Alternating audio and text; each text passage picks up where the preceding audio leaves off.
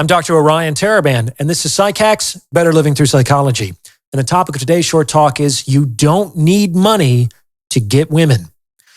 This is a very common misunderstanding among men. And like many misunderstandings, it actually has a grain of truth to it that has subsequently been misinterpreted or overgeneralized. The grain of truth is that all of the things being equal, if a woman is presented with two otherwise identical options, and one is rich and one is poor, then she is almost certainly going to select the rich man in the sexual marketplace. Like, why wouldn't she? However, this just means that having more money is generally seen as an asset to women. In actuality, you don't need money, and you absolutely don't need to be rich in order to get access to women. I know this from personal experience, and I know this from working with thousands of men. Let me speak from my own experience for a minute. This may come as something of a surprise to you, but when I was a broke actor in my 20s, it was easier for me to get women than when I was a successful doctor in my 30s. Strange, but true. And I'll talk about why I think that was the case a little bit later in this episode. My point is that while you might need money to keep women around in the long term, you definitely don't need money to get women in the first place. Too many men believe that being high value is just a euphemism for having high net worth. It's not. So let's talk about what's behind this fascination with money.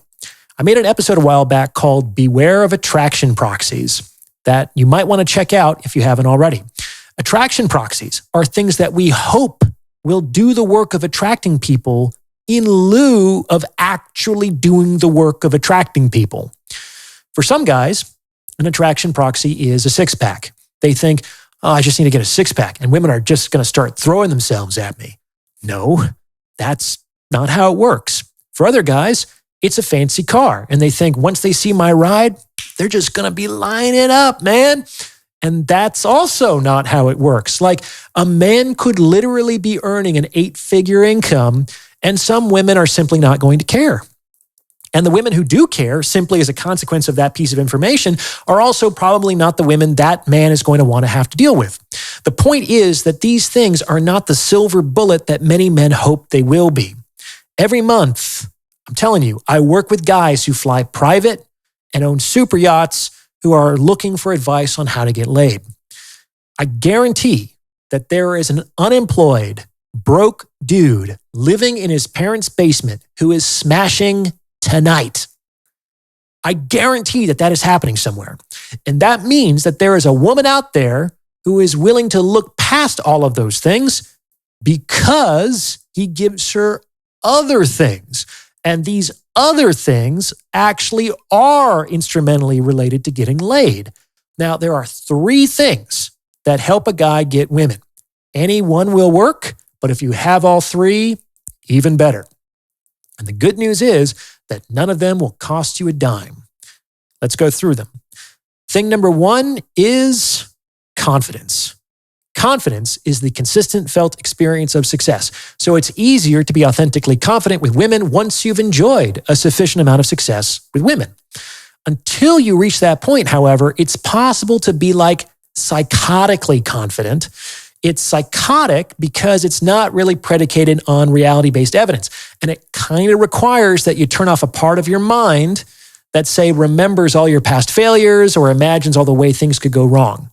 And this isn't necessarily a bad or crazy or unhealthy thing. Like, football quarterbacks need to be psychotically confident to some degree, in the sense that they need to be able to get up after being sacked and trust that on the next play, their defensive line will hold and they can get the yardage that they need. Psychotic confidence kind of just never considers that it might not succeed, which actually increases the odds of success, all other things being equal. Thing number 2 is the ability to engage a woman's emotions. This is the real core of being attractive. Like, one way to be attractive is to have a symmetrical face, a rugged jawline, and well-defined arms. However, that's not the only way. You can be attractive by being humorous and playful. You can be attractive by being mysterious and unpredictable. You can be attractive by being dangerous and edgy. You can be attractive by being cocky and bold. This is because attraction is functionally the ability to capture attention through emotional engagement. You can do this by being super hot, but most of us aren't. So most of us will need to find other ways to capture attention through emotional engagement, which absolutely exist. Many average-looking guys have mastered the ability to engage a woman's attention through her emotions, and these guys do not have a problem getting laid. And thing number 3 is being a contextual alpha. With respect to getting women, it's better to be the biggest fish in a smaller pond than to be a bigger fish in a bigger pond who is not the biggest fish in that pond. And I think this phenomenon is directly related to the success that I enjoyed as an actor in my 20s. Even if I was just performing in some fringe theater in New York City, if I was the lead, I'd be on that stage for 2 hours. And during that time, 100 people would be looking at me and listening to me and paying attention to me and applauding me. Do you see? Even if that show was of no particular significance in the history of the world, like within the mood of that experience, I was the king of that little castle. And occupying the dominant role in a status hierarchy, no matter how small or potentially ridiculous that hierarchy, is really effective at getting women.